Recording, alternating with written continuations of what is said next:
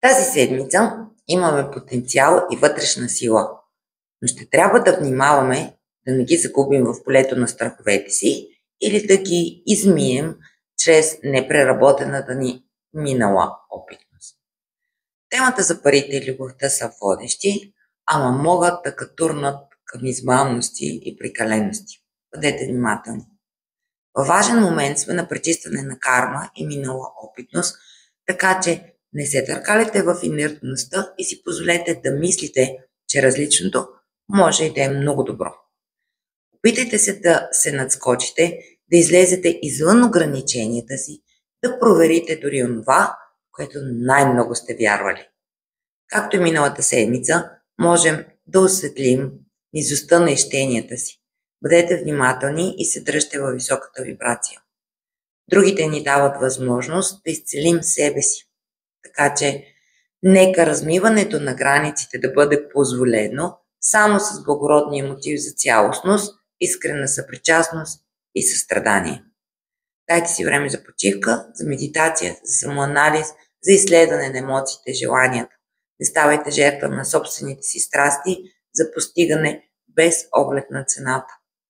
Много се щипвайте за илюзии и самозалъгване. Казайте не на всичко, което ви пречи да се радвате, опитва се да ви потиска, заклеймява и обезличава или отнема силата ви. Казвайте да на себе си, на мечтите си, на здравето и спокойствието си и се разгърнете. Вярвайте първо на духа, след това на себе си и чак тогава на другите. Разширявайте знанията си, включително за космичните принципи, и тези за себе си. 17 юни. Дълъг е пътя на осъзнаването. Мистериозен, причудлив, понякога намираш най-неочаквано. В даден момент е възможно голяма част от концепциите ти за правилност, истина и справедливост, които дори си убеждава от другите, или пък според които си раздавал присъди и квалификации да се разбият на пух и прах. Но пък е единственият път обратно към себе си. Това пътешествие обаче е съкровенно и лично. За да направиш чиста връзка със себе си, трябва да можеш да вървиш и сам. Другите често носят смисъл на провокиращите или проверяващите те фактори. Жокерите са да бъдеш наблюдателен в действителността, честен със себе си, готов да си простиш и опровергаеш валидираните досега собствени концепции, отворен за търсене с цел усъвършенстване. Всъщност, истинската промяна се случва, когато се предадеш и допуснеш, че всичко, в което си вярвал, не е вярно и отвориш очите си като дете, което тепърва започва да изследва света. Това не означава да загърбиш миналото, то е много ценно. Именно там се крият голяма част от отговорите за това, което се случва сега и така решението. Днешният ден може да донесе промени, които носят смисъл за нашето израстване. Не заобикаляйте предизвикателствата, те имат значение. Така че направете ревизия на досегашния си опит и самоизследване за изкривено представяне. Опитайте се да хванете провокиращите модели, особено подтикващите ви към краен тип реактивност или външно подреден вътрешен хаос. Самоношението е голяма работа, но както може да бъде много градивно, така и доста разрушително. Дълбоко неизследваното в нас го доукрасява и така увеличава живот в безсъзнатост. Тук фино ще акцентирам, че има разлика между мислене и осъзнатост. На къде върви такъв път? Доста е вероятно в даден момент контролът да бъде изпуснат, а столчето ритнат. Четете моделите и програмите и за да разкриете потенциала си.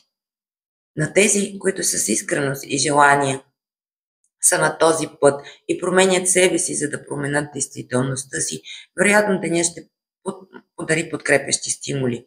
Минимум изключително творческа енергия и канализиране на истини и сила. Че изобилието е свързано с нашата вяра и непредубеденост, че го заслужаваме, разбрали смисъла на балансираното работене с него, вероятно ще бъде една от тях. 18 юни. Търсиш ли на неправилното място подкрепата и одобрението, както и по неправилен начин, има вероятност това да рекошира и в други области на живота ти. Целият месец осъзнаваме външните влияния и информацията, която стига до нас. Те са в ролята на предизвикателство. Как я възприемаме? Как я преработваме? Субективно ли й вярваме? Сляпо ли се съгласяваме с другите? Дали нечия истина отричаме на 100%, а на друг делегираме безрезервно същия грамаж? Можем ли да сглобяваме при повече от една потенциално верни истини? Замисляме ли се дали чуждата истина не е емоционално или целево определена? Търсим ли извън подадената ни? Как пречупваме ние информацията, идваща отвън? Имаме ли връзка с себе си или се оставяме другите да рисуват живота ни? Ами ако грешат, освен че вероятно ни правят зависими или подчинени, обслужващи техните интереси, което понякога може да е за сметка на собствените ни. По-важното е да прозрем обаче защо го правим и как се спекулира с нашата неувереност и слаби аспекти. Бих ви подтикнала към откровен разговор днес, минимум със себе си, ако можете да надскочите егото или страховете си. Бих ви посъветвала за неутралитет и по-голяма доза приемане и анализаторско изследване. Бих ви препоръчала и да преразгледате отношението си към собственото ви обкръжение. Много е важно към какво ви тика, какво вади от вас, как ви подкрепя и как ви развива. Деликатните хора не съдят, не разделят, не създават конфликти. Те помагат на сътрудничеството и коректните взаимоотношения, на яснотата и мира. Любовта е целебна. Няма защото има ли сравнение, има конкуренция. Има ли конкуренция, няма приемане. Няма ли приемане, вероятно няма и искреност. Няма ли искреност, има обреченост. Освен това, според принципите на еволюцията, променяш ли се, променя се и средата. Днес много целенасочено се дръжте във високите вибрации, независимо от провокациите и бъдете своя център. Освободете се от негативните чувства и достойно се разделете с това, което вече не ви трябва. Най-вече това, което е вътре във вас и задвижва порочни практики или ви вкарва в непочтени или изкуствени взаимодействия и реакции. Коректното заявяване, служене, споделяне и смисленото раздаване на благата би донесло много повече благодат, не само на материално ниво. Работете за истинска сила. Понякога тя не е свързана с контрола и натиска, с трескавото търсене на правилните решения, според субективните ни нужди, страсти и желания. Нито с работохолизма, който отново е тип програма за бягане от себе си и фалшив начин на себе доказване. Понякога е необходимо да отстъпим и да се доверим, че Вселената е съвършеният художник. 19 юни. Друга тема на месеца, която ракът вероятно ще прехвърли в следващия, може би повече като резултат вече, е нашата склонност за приемане. Възприемчивост, без съдене и квалифициране, спокой и доверие. Случващото се и идващото към нас. То винаги нещо ни подсказва и дава, особено когато не е по нашите изисквания, очаквания или модели. Именно тогава със сигурност имаме знак за анализ и учене, т.е. възможност за промяна и израстване. Хубаво би било, ако можете днес да се потопите надълбоко в своя вътрешен свят, да намерите тишината в себе си и да откриете колко всичко е взаимно свързано. Как нашите микросветове взаимно се отразяват и се измерват с макросвета. Как сме запечатали болките си и отказали се от мечтите си. Как сме блокирали сърцето си с условия, предразсъдъци и изисквания, само и само да не бъде наранено. Как сме вдигнали защити пред състраданието си и субективно го измерваме, за да не ни помислят за слаби. Как се доказваме физически и материално, но не и душевно или духовно. Как се борим вместо да се наслаждаваме, как контролираме и подреждаме, вместо да живеем. Как раждаме страдания от слепота и неувереност. Как обичаме без любов и себеотрицание, как творим последствия, които постфактум се превръщат в причини. Как забравяме, че сме просто една от всички капки в океана. Големият ни провокатор е егото. Понякога дори скрито зад куп духовни думи, теории и практики, което обаче нито може да обича, нито да състрадава, камо ли коректно да служи.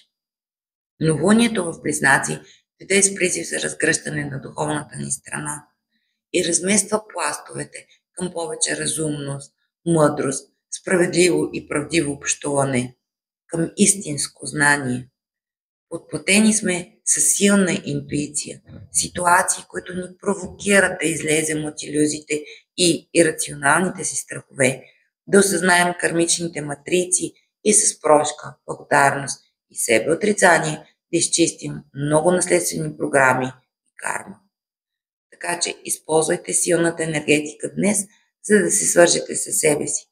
Но не да се убеждавате колко сте прави, колко така ви е добре, а да откриете и пречистите онези свои аспекти, които не са в унисон с коректното служене, които саботират със страх трепетното ви вълнение към живота и които ви карат да се съмнявате в непознатото и чудесата.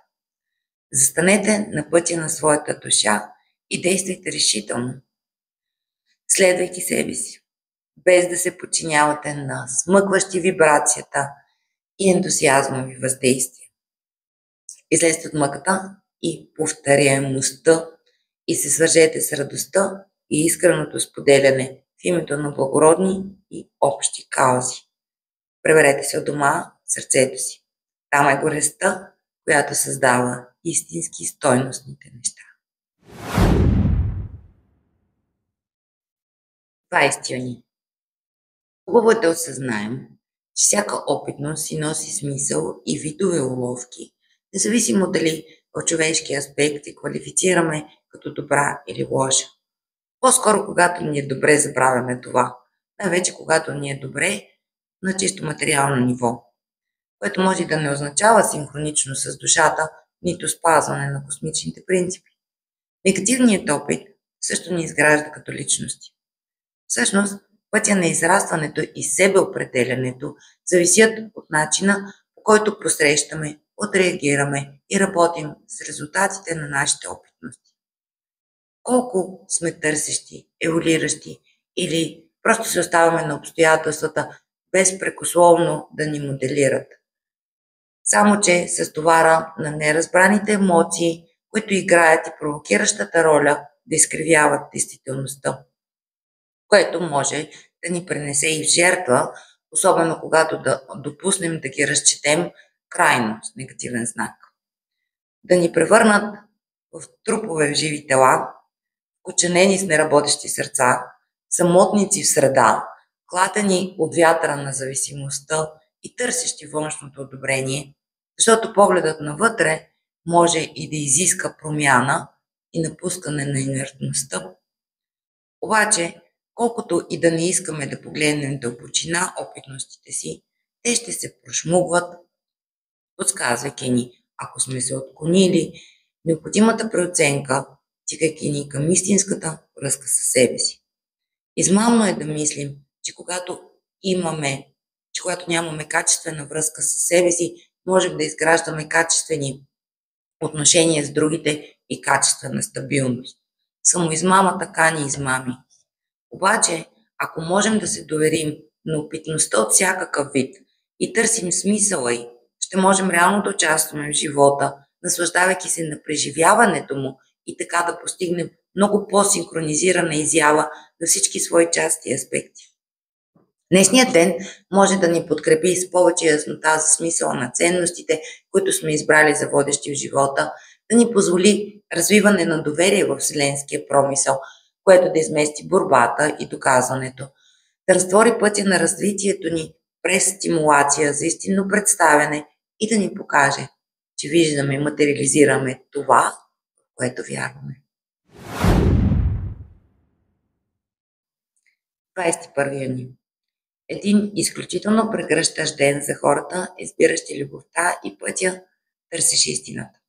които се стремят да разчитат и реагират, но не и отреагират, които могат да изключат навигацията на ума и да се доверят на това, което ги прави щастливи, които нямат нужда от роли и маски, от подредби и разпоредби, защото приемат, че неосъзнатият заклеймява честността с присъда, които не се страхуват да бъдат отречени, защото са настанили вътрешния мир в себе си, които знаят, че различните будят другите, но това може и да е мисия, които не парадират със специалност и могат да споделят без очакване.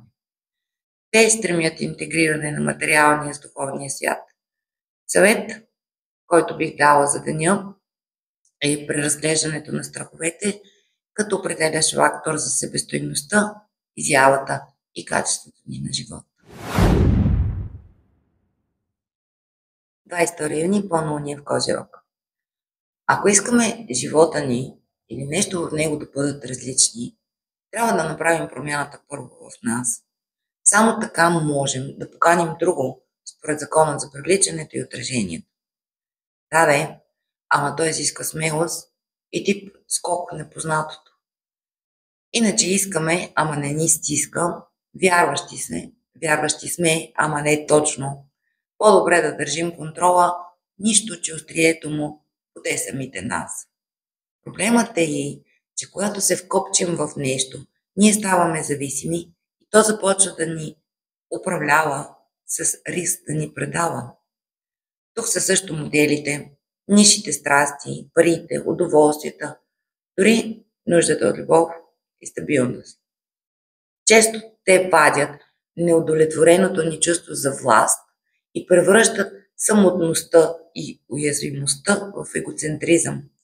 Последните обичат да се доказват и с конфликт. Склонни са да отмъщават и нараняват. Не допускат друга истина. Държат на победата, независимо от жертвите.